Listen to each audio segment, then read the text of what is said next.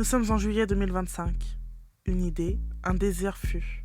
Celui d'inspirer, de partager, par tous les moyens. J'étais seule, face à mes idées, ne sachant pas vraiment comment leur donner naissance. Quand Florian a décidé de se joindre à moi, tout était plus clair. Un duo iconique s'est créé entre une fondatrice et sa régie. Tout est allé plus vite quand Britney s'est jointe à nous. Je me suis retrouvée avec une community manager qui gérait mon image et celle du podcast sur les réseaux. Britney est notre créatrice d'émotions et de bonnes stats, indispensable pour le podcast.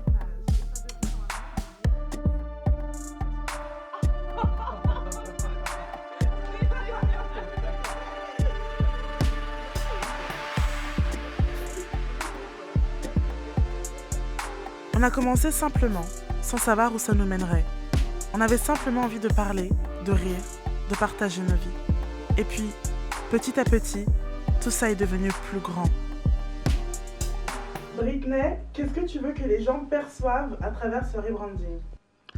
Je veux que les gens voient une nouvelle facette du podcast, qu'ils se rendent compte vraiment que c'est pas une simple émission un peu lambda qu'on peut retrouver dans les pour toi tout le monde. Je veux que ce soit vu comme une vraie safe place. Je veux que les gens puissent se sentir assez à l'aise pour venir donner des conseils, raconter leurs expériences et en fait parler sans se sentir jugé, parce que je trouve que dans le monde d'aujourd'hui, on n'a pas assez cet accès à la parole. En tout cas, elle est beaucoup plus restreinte, ce que je trouve vachement dommage.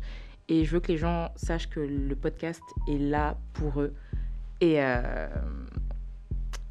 voilà. On a compris que nos histoires, vos histoires, méritaient mieux. Qu'elles pouvaient toucher, inspirer, apaiser. Alors, on a décidé de grandir nous aussi. Florian, qu'est-ce que tu cherches à transmettre à travers le son et l'image du podcast ? Moi, je cherche surtout à transmettre ce que les gens veulent dire.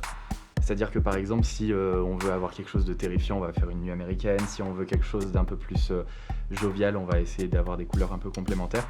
Mon rôle, ça va vraiment être de donner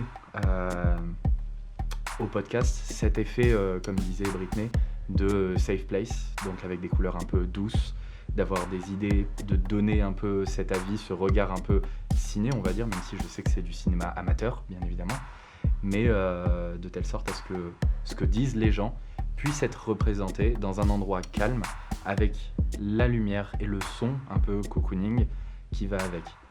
Et j'espère arriver à faire ça du mieux possible, même si je sais que j'ai encore beaucoup de progrès à faire, pardon. Mais voilà, on s'amuse comme on peut. Raconte ta vie revient, mais différemment. Plus mature, plus affirmé, ce rebranding, c'est une renaissance. Une nouvelle énergie, une vision plus claire, une équipe soudée par la même passion.